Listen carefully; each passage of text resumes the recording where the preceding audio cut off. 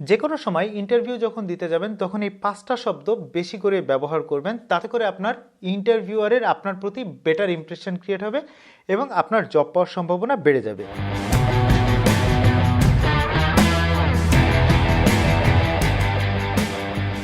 Number 1, industrious.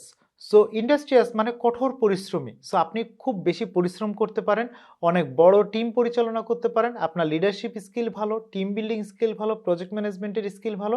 এই সব কিছু কিন্তু এইটার মাধ্যমে বোঝা যায় যে আপনি ইন্ডাস্ট্রিয়াস মানে আপনি পরিশ্রমী, আপনি দায়িত্ব নিয়ে কাজ করতে পারেন, সময়ের কাজ সময়ের ভিতরে শেষ করতে পারেন, প্রপারলি রিসোর্স ম্যানেজ করতে পারেন। সো প্রথম শব্দটা হিসেবে আমি রেখেছি ইন্ডাস্ট্রিয়াস। সেকেন্ড যে শব্দটা সেটা হচ্ছে commercially aware. So commercially aware মানে হচ্ছে আপনার অ্যাকাউন্টস অ্যান্ড ফাইন্যান্স সম্পর্কে ভালো ধারণা আছে, যে কোনো প্রোডাক্টের কস্টিংকে হিসাব করা, প্রাইসিং হিসাব করা, ক্যালকুলেটিভ ওয়েতে জীবনযাপন করা, নেগোসিয়েশন করা, কস্ট কন্ট্রোল করা, কস্ট মিনিমাইজ করা, ক্রেডিট রিকভারি করা, কোম্পানির প্রফিট লস অ্যানালাইসিস করা, কোম্পানির এফিসিয়েন্সি বাড়ানোর জন্য, কস্ট সেভ করার জন্য, প্রফিট ম্যাক্সিমাইজ করার জন্য যা যা কিছু ইনিশিয়েটিভ নেওয়া দরকার সেগুলো ইনিশিয়েটিভ নেওয়া, পলিসিতে কোনো রকমের চেঞ্জ আনা এবং সেগুলোকে ইমপ্লিমেন্ট করা, এই ধরনের কাজগুলোতে আপনার এক্সপিরিয়েন্স আছে, এটা সেখান থেকে বোঝা যায়। থার্ড যে ওয়ার্ডটা আপনি ইন্টারভিউতে ইউজ করবেন সেটা হচ্ছে ডিসিপ্লিনড। কারণ ডিসিপ্লিন, আপনাদের একটা কথাই আছে যে শৃঙ্খলাই শৃঙ্খল মুক্তির পথ।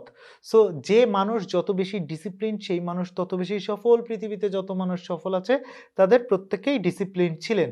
সো ডিসিপ্লিন শব্দটা খুবই গুরুত্বপূর্ণ।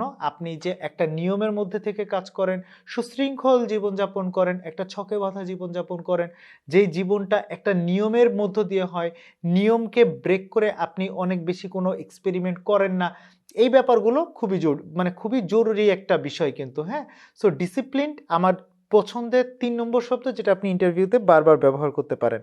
4 নম্বর যেটা শব্দ সেটা হচ্ছে ইনিশিয়েট অ্যান্ড ইমপ্লিমেন্ট।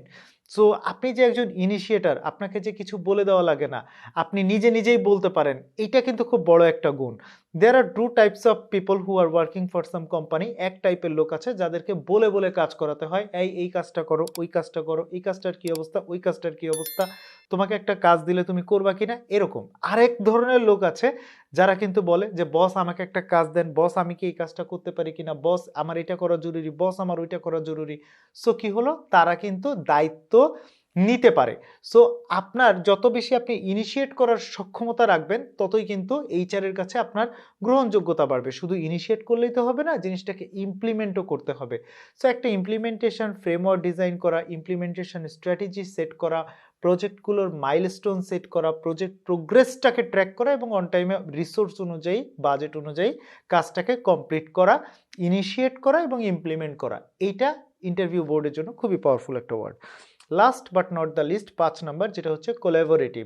সো আপনি যখনই কোনো একটা জায়গাতে কাজ করবেন তখন আলটিমেটলি আপনাকে একটা কোলাবোরেটিভ ওয়ার্কিং এনভায়রনমেন্টে কাজ করতে হবে, যেখানে আপনার বস থাকবেন, যেখানে আপনার সাবঅর্ডিনেট থাকবেন বা কলিগ থাকবেন, ইন্টারনাল অনেক স্টেক হোল্ডার থাকবেন, অন্যান্য ডিপার্টমেন্টের অনেকের সঙ্গে মিলেমিশে কাজ করতে হবে, বাইরের কাস্টমার থাকবে, বাইরের ভেন্ডর থাকবে। সো অল টুগেদার একটা কোলাবোরেটিভ ওয়ার্কিং এনভায়রনমেন্টে কাজ করা এবং একজন আরেকজনের সঙ্গে যে ভালো সম্পর্ক বজায় রেখে কোম্পানির লক্ষ্য পূরণে হেল্প করা, এই ধরনের কথাবার্তাগুলো ইন্টারভিউ বোর্ডে বেশি বলতে হবে।